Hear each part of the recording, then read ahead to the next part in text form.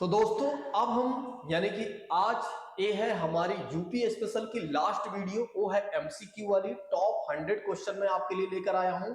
और जिन लोगों ने अभी तक जो रिवीजन वाली 3 वीडियो हमने डाला हुआ है, उन छात्रों ने नहीं देखा हुआ है, उन सभी छात्रों से मैं यही आग्रह करूंगा कि वे तीनों रिवीजन वाली वीडियो को जरूर देख लें और उसके बाद ये जो एमसीक्यू वाली क्लास है इसको भी कंप्लीट कर लें।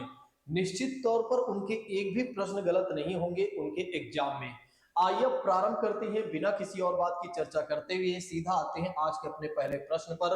तो दोस्तों आप सभी लोग इस प्रश्न का जवाब दीजिएगा। ऐसे में अगर आप देखें तो प्रश्न में ये कहा जा रहा है कि उत्तर प्रदेश की स्थापना कब हुई थी। तो जल्दी से आप लोग बताइए कि उत्तर प्रदेश की स्थापना कब हुई थी।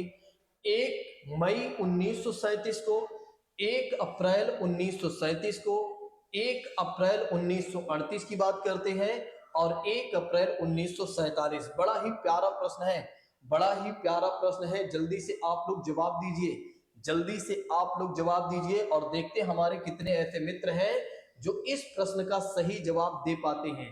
तो ऐसे में अगर आप देखें तो इसका जो सही जवाब हो जाएगा दोस्तों वो हो जाएगा दूसरा सही हो जाएगा। तो ध्यान रखिएगा, उत्तर प्रदेश की स्थापना जो हुई थी दोस्तों वो हुई थी 1 अप्रैल 1937 की बात करते हैं। और उत्तर प्रदेश की जो एक तरह से स्थापना दिवस जो मनाया जाता है दोस्तों वो मनाया जाता है 24 जनवरी की बात करते हैं। तो 24 जनवरी की बात करते हैं तो 24 जनवरी को मनाया जाता है। अगर आपके एग्जामिनेशन में दोस्तों अगर आप देखें तो आपके एग्जामिनेशन में ऑप्शन 26 जनवरी मिल जाता है और 24 जनवरी दोनों मिल जाता है। तो आप पहले प्रायोरिटी देंगे 24 जनवरी को। अगर आपको 24 जनवरी नहीं मिलता है तो फिर उसके बाद आप देंगे 26 जनवरी को, क्योंकि 24 जनवरी 1950 की बात करते हैं तो उत्तर प्रदेश का पहले नाम क्या था, संयुक्त प्रांत था। और 24 जनवरी से संयुक्त प्रांत से इसका नाम बदलकर क्या कर दिया जाता है, तो उत्तर प्रदेश कर दिया जाता है। तो कहीं कहीं पर 26 जनवरी भी लिखा होता है दोस्तों। तो 26 जनवरी भी अगर ऑप्शन में आता है तो 24 जनवरी नहीं है तो आप किसको लगाएंगे, 26 जनवरी को लगाएंगे। ये बातें भी आप ध्यान रखिएगा, भूलिएगा नहीं। चलिए अब आइए बात करते हैं इसी के साथ अगले प्रश्न के बारे में। तो इस प्रश्न का आप लोग जवाब जरूर दीजिएगा। जैसा कि बात करते हैं मान्यवर काशीराम अंतरराष्ट्रीय खेल पुरस्कार की बात करते हैं कि अंतर्गत ओलंपिक खेलों में टीम प्रतियोगिता की बात करते हैं, खेलों में टीम प्रतिस्पर्धाओं में स्वर्ण पदक जीतने पर कितने रुपए का पुरस्कार दिया जाता है। यानी कि स्वर्ण पदक जीतने के बाद कितने रुपए का पुरस्कार दिया जाता है। पहला ऑप्शन कहता है 10 लाख रुपए, दूसरा ऑप्शन कहता है 12 लाख रुपए, तीसरा ऑप्शन कहता है 15 लाख रुपए और चौथा ऑप्शन कहता है 13 लाख रुपए। जल्दी से दोस्तों इस प्रश्न का जवाब दीजिए, जल्दी से आप लोग इस प्रश्न का जवाब दीजिए। देखते हैं हमारे कितने ऐसे साथी हैं जो इस प्रश्न का सही जवाब दे पाते हैं। ऐसे में अगर आप देखें तो इस प्रश्न का जो सही जवाब हो जाएगा दोस्तों वो हो जाएगा 15 लाख की बात करते हैं। तो आइए एक बार हम इसको अच्छे तरीके से समझ लेते हैं। देखिए मान्यवर काशीराम अंतरराष्ट्रीय खेल पुरस्कार की बात करते हैं तो यह उत्तर प्रदेश सरकार द्वारा यानी कि उत्तर प्रदेश की सरकार द्वारा दिया जाने वाला पुरस्कार है। यह पुरस्कार पिछले 4 सालों में अच्छे प्रदर्शन, नेतृत्व और खेल कौशल की बात करते हैं और अनुशासन की भावना दिखाने वाले को दिया जाता है। इस पुरस्कार में 15 लाख रुपए का नगद पुरस्कार दिया जाता है, ये बात भी ध्यान रखिएगा। अर्जुन की एक कांस्य मूर्ति दी जाती है यानी कि एक कांस्य प्रतिमा दी जाती है दोस्तों। और एक साथ ही साथ अगर आप देखेंगे तो सम्मान पत्र भी इसमें दिया जाता है। सुधा सिंह को 2010 के एशियाई खेलों में स्वर्ण पदक जीतने के बाद उत्तर प्रदेश सरकार की बात करते हैं तो उत्तर प्रदेश सरकार ने मान्यवर श्री काशीराम जी अंतरराष्ट्रीय खेल पुरस्कार से सम्मानित किया था। ठीक है, यानी कि इससे सम्मानित किया गया था उत्तर प्रदेश सरकार द्वारा। इसके अलावा अगर आप देखें तो नौकायन कोच राजेश यादव को भी बसपा सरकार के समय में यह पुरस्कार दिया गया था दोस्तों। तो ये बातें भी आप ध्यान रखिएगा क्योंकि आपके एग्जाम में यहां से प्रश्न बन सकता है। चलिए नेक्स्ट बात करते हैं, इसी के साथ अगले प्रश्न के बारे में बात करते हैं। तो इस प्रश्न का जवाब आप लोग दीजिएगा। जैसा कि बात करते हैं उत्तर प्रदेश राज्य के किस मैदानी जनपद में सर्वाधिक यानी कि कम वर्षा होती है। मतलब ऐसा कौन सा वो जिला है उत्तर प्रदेश का जहां पर सबसे कम वर्षा होती है। तो पहला ऑप्शन कहता है इलाहाबाद, दूसरा ऑप्शन कहता है देवरिया, और तीसरा ऑप्शन कहता है दोस्तों मथुरा की बात करते हैं, और चौथा ऑप्शन कहता है बलिया की बात करते हैं। जल्दी से इस प्रश्न का जवाब आप लोग दीजिए। अगर आपका अभी भी यूपी स्पेशल कंप्लीट नहीं है तो आप यूपी स्पेशल के रिवीजन वाली वीडियो जरूर देख लीजिए। निश्चित तौर पर आपके हर प्रश्न सही होने लगेंगे, क्योंकि आप देख सकते हैं तो मैंने ये सारी चीजों को कवर किया हुआ है यूपी स्पेशल के रिवीजन वाली वीडियो में। ठीक है, तो ऐसे में अगर आप देखें तो इसका सही जवाब हो जाएगा तीसरा हो जाएगा। तो ध्यान रखिएगा, मथुरा में सबसे कम वर्षा होती है दोस्तों, और सबसे ज्यादा वर्षा कहां पर होती है? सबसे ज्यादा वर्षा कहां पर होती है? जल्दी से आप लोग कमेंट करिए, सबसे ज्यादा वर्षा कहां पर होती है? तो गोरखपुर की बात करते हैं तो गोरखपुर में सबसे ज्यादा वर्षा होती है। तो उत्तर प्रदेश का सर्वाधिक वर्षा वाला जिला कौन सा है? तो गोरखपुर है। और सबसे कम वाला जिला कौन सा है वर्षा का? तो ध्यान रखिएगा वो होगा दोस्तों मथुरा की बात करते हैं। चलिए नेक्स्ट बात करते हैं इसी के साथ अगले प्रश्न के बारे में। तो इस प्रश्न का आप लोग जवाब दीजिएगा। प्रश्न में ये कहा जा रहा है झुकाव मंदिर रत्नेश्वर महादेव मंदिर किस शहर में स्थित है?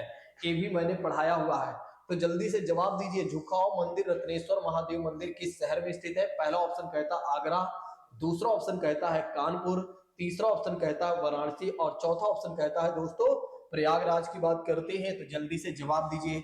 झुकाव मंदिर की बात करते हैं, रत्नेश्वर की बात करते हैं, तो यहाँ महादेव की जो मंदिर है, ठीक है, कहां पर स्थित है? तो ऐसे में अगर आप देखें तो इसका सही जवाब हो जाएगा दोस्तों वाराणसी हो जाएगा, जो कि भारत का आध्यात्मिक केंद्र है। भारत का आध्यात्मिक केंद्र की बात करते हैं तो वाराणसी ही है। अच्छा, एक और बात मैं आपको बता देता हूं, वाराणसी ही की बात करते हैं तो वाराणसी में अगर आप देखेंगे तो सारनाथ भी है, अर्थात कह सकते हैं वाराणसी में एक और क्षेत्र है या एक और स्थान है, वो है सारनाथ। और सारनाथ की बात करते हैं तो यहीं पर गौतम बुद्ध जी की बात करते हैं। बौद्ध धर्म के संस्थापक गौतम बुद्ध जी यहीं पर आए थे और इन्होंने क्या किया था? यहाँ पर पहला उपदेश दिया था। तो गौतम बुद्ध जी ने क्या किया था? यहाँ पर पहला उपदेश दिया था 5 ब्राह्मणों की बात करते हैं। और तब इस घटना को क्या कहा गया था बौद्ध ग्रंथों के अनुसार? तो ध्यान रखिएगा, धर्म चक्र प्रवर्तन की बात करते हैं। तो धर्म चक्र प्रवर्तन की बात करते हैं, धर्म चक्र प्रवर्तन की बात करते हैं, तब इस घटना को क्या कहा गया था? धर्म चक्र प्रवर्तन कहा गया था। तो ये बातें भी ध्यान रखिएगा। ठीक है, तो आपकी एग्जामिनेशन में अगर प्रश्न बने तो निश्चित तौर पर आप बता दीजिएगा, क्योंकि अब इससे समझ लीजिए इससे ज्यादा क्वेश्चन हो सकता है यहाँ से ना बने। आइए एक बार इसको हम विस्तार पूर्वक देख लेते हैं कि इसमें कुछ क्या और खास बातें हैं। जैसा कि बात करते हैं, रत्नेश्वर महादेव मंदिर उत्तर प्रदेश के वाराणसी शहर में स्थित है। यह मंदिर मणिकर्णिका के घाट पर बसा है। तो ध्यान रखिएगा, अगर आपके एग्जामिनेशन में प्रश्न नहीं बन जाए कि किस घाट पर बसा हुआ है, तो मणिकर्णिका घाट पर बसा हुआ है। इसे मातृ ऋण महादेव या वाराणसी का झुका हुआ मंदिर भी कहा गया है। तो इसे मातृ ऋण की मंदिर की बात करते हैं, या मातृ ऋण महादेव मंदिर की बात करते हैं, या वाराणसी का झुका हुआ मंदिर की बात करते हैं, झुका हुआ मंदिर की बात करते हैं, तो इसे ही कहा गया है। रत्नेश्वर महादेव मंदिर करीब 400 साल पुराना है। मतलब अगर आप देखें तो ये बहुत पुराना है, आज का पुराना मंदिर नहीं है। इसे महारानी अहिल्याबाई की दासी रत्नाबाई ने बनवाया था। तो याद कर लीजिए तुरंत, इसे किसे बनवाया था, किसने बनवाया था? तो महारानी अहिल्याबाई की दासी रत्नाबाई ने बनवाया था। नेक्स्ट बात करते हैं, यह मंदिर गंगा नदी के किनारे पर बना हुआ है। मंदिर पीसा मीनार से भी ज्यादा झुका हुआ है। तो पीसा मीनार की बात करते हैं तो इससे भी ज्यादा यह मंदिर झुका हुआ है। यह मंदिर 400 साल से 9 डिग्री के एंगल पर झुका हुआ है। अपने आप में एक अद्भुत कहानी है। 400 साल हो गए और 9 डिग्री की बात करते हैं तो 9 डिग्री पर झुका हुआ है। अपने आप में एक अद्भुत कहानी है। आप सोचिए कि अपने आप में एक बहुत बड़ी बात हो जाती है कि इतनी झुकी हुई मंदिर है, फिर भी इतना आंधी तूफान, कह सकते हैं क्या भूकंप वगैरह नहीं आया होगा, ठीक है, फिर भी यह मंदिर अपने ही कह सकते हैं कि एक तरह से अपने ही जगह पर स्थिर है। अपने आप में एक बहुत ही अच्छी कहानी कह सकते हैं, या अपने आप में एक बहुत बड़ी बात हो जाती है, ठीक है। या इसीलिए कहा जाता है कि भारत में अगर आप देखते हैं तो भारत का जो धर्म है वो वाकई में पुरातन है, ठीक है, जिसका कोई अंत नहीं है। अगर आप देखें तो बिल्कुल अनंत है, ठीक है। नेक्स्ट बात करते हैं, मंदिर की बात करते हैं तो इसके पीछे तरफ देखते हैं तो उत्तर पश्चिमी की ओर झुका हुआ है। इसका गर्भगृह गर्मियों के कुछ महीनों को छोड़कर साल के ज्यादातर समय में पानी में डूबा रहता है। इसका जो गर्भगृह है दोस्तों, गर्मियों के कुछ महीनों को आप हटा दीजिए, नहीं तो ज्यादातर अगर आप देखेंगे तो हमेशा एक तरह से पानी में डूबा रहता है दोस्तों। ये बातें भी ध्यान रखिएगा। आइए अब इसी के साथ बात करते हैं अगले प्रश्न के बारे में। तो इस प्रश्न का जवाब दीजिएगा, यूपी के किस शहर ने 4 लाख दिए जलाने का वर्ल्ड गिनीज रिकॉर्ड एक तरह से बनाया है?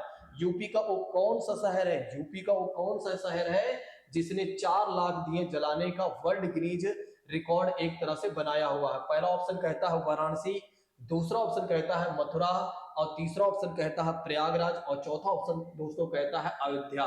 भला कौन नहीं जानता है, भगवान राम की धरती की बात करते हैं, भला कौन नहीं जानता है? तो इसका सही जवाब हो जाएगा दोस्तों अयोध्या हो जाएगा। तो इसका सही जवाब क्या हो जाएगा? अयोध्या हो जाएगा, जो कि आप पहले से ही जानते हैं। यहाँ पर ज्यादा समय लेने की आवश्यकता नहीं है। आइए अब इसी के साथ बात करते हैं अगले प्रश्न के बारे में। तो इस प्रश्न का जवाब देने का प्रयास कीजिएगा। जैसा कि बात करते हैं 1858 में इलाहाबाद के किस पार्क में ईस्ट इंडिया कंपनी से ब्रिटेन की सरकार को भारत पर पूर्ण नियंत्रण पर हस्तांतरण प्रक्रिया आयोजित की गई थी? पहला ऑप्शन कहता है दोस्तों अल्फ्रेड पार्क, दूसरा ऑप्शन कहता है मिंटो पार्क, और तीसरे ऑप्शन की बात करते हैं तो मेयो पार्क है, और चौथा ऑप्शन कहता है उपरोक्त में से कोई नहीं है। देखिए यहाँ पर एक बात मैं आपको बता देता हूं, 1857 की एक क्रांति होती है दोस्तों, वो होता है भारत का पहला स्वतंत्रता का विद्रोह कह सकते हैं, या स्वतंत्रता विद्रोह होता है, जिसका नेतृत्व कर रहे होते हैं मंगल पांडे जी की बात करते हैं। और मंगल पांडे जी को क्या कर दिया जाता है? एक तरह से फांसी की सजा दे दिया जाता है। तो मंगल पांडे जी की बात करते हैं तो इन्हें 8 अप्रैल क्या होता है, 8 अप्रैल की बात करते हैं, 8 अप्रैल 1857 को इन्हें फांसी की सजा दे दी जाती है अंग्रेजों के द्वारा। और जिसके वजह से क्या हो जाता है, जो 1857 का विद्रोह होता है लगभग अगर आप देखें तो पूरे भारत में फैल जाता है। और आगे चलकर क्या होता है, ब्रिटिश सरकार क्या करती है दोस्तों कि इस विद्रोह को दबा लेती है, यानी सफलता हमें नहीं मिल पाती है बल्कि ब्रिटिश सरकार को सफलता मिल पाती है। और जिसकी वजह से ब्रिटेन की सरकार क्या करती है, जो भारत में ईस्ट इंडिया का कंपनी शासन कर रही थी उसके शासन को समाप्त करके, ईस्ट इंडिया कंपनी के शासन को समाप्त करके ब्रिटेन की सरकार क्या करती है, सीधे अपना शासन स्थापित कर देती है। और इस समय अगर आप देखें तो 1857 की क्रांति के समय भारत का अंतिम गवर्नर जनरल कौन था? तो भारत का अंतिम गवर्नर जनरल था दोस्तों लॉर्ड कैनिंग की बात करते हैं। तो लॉर्ड कैनिंग जो था भारत का अंतिम गवर्नर जनरल था। तो इसके समय में क्या हुआ था दोस्तों, 1857 की क्रांति हुई थी। और इसी को आगे चलकर जब ब्रिटिश ईस्ट इंडिया कंपनी क्या करती है, ब्रिटिश सरकार क्या करती है, 1858 के चार्टर अधिनियम के तहत, 1858 के चार्टर अधिनियम के तहत क्या होता है, ईस्ट इंडिया कंपनी के शासन को समाप्त कर दिया जाता है। तो भारत में जो भारत गवर्नर जनरल हुआ करता था ना, उस पद को हटाकर एक नया पद बना दिया जाता है और कहा जाता है अब से कौन होगा, अब से भारत का गवर्नर जनरल नहीं बल्कि वही भारत का वायसराय बना दिया जाता है। यानी कि अब उस पद में एक तरह से नया बदलाव आ जाता है। और पद में क्या हो जाता है, नया बदलाव क्या होता है, वायसराय हो जाता है। और यही लॉर्ड कैनिंग जो होता है भारत का पहला वायसराय भी बनता है। तो ये बातें भी ध्यान रखिएगा। अगर आपकी एग्जामिनेशन में प्रश्न ये बन जाए कि महोदय ये बता दीजिए कि भारत का पहला वायसराय कौन था, तो आप बताएंगे लॉर्ड कैनिंग को। अगर आपसे पूछा जाता है भारत का अंतिम गवर्नर जनरल कौन था, तब भी आप लॉर्ड कैनिंग को बताएंगे। अगर आपसे पूछा जाता है कि 1857 की क्रांति के समय भारत का गवर्नर जनरल कौन था, तब आप क्या बताएंगे, लॉर्ड कैनिंग को ही बताएंगे, भूलिएगा नहीं। आइए इस प्रश्न के बारे में जान लेते हैं कि इसका सही जवाब क्या हो जाएगा दोस्तों। तो इसका सही जवाब हो जाएगा मिंटो पार्क की बात करते हैं। मिंटो पार्क की बात करते हैं तो दोस्तों भूलिएगा नहीं कि 1858 में इलाहाबाद के मिंटो पार्क में ईस्ट इंडिया कंपनी के शासन को समाप्त कर दिया जाता है, या उसका शासन पूरी तरीके से समाप्त होकर ब्रिटिश सरकार के पास भारत का पूरा शासन हाथ में आ जाता है। ठीक है, तो आइए एक बार हम इसके बारे में समझ लेते हैं, थोड़ा बहुत नहीं छोड़ते हैं। वैसे भी देखिए मिंटो पार्क के बारे में बस इतना जान लीजिए, मदन मोहन मालवीय पार्क की बात करते हैं।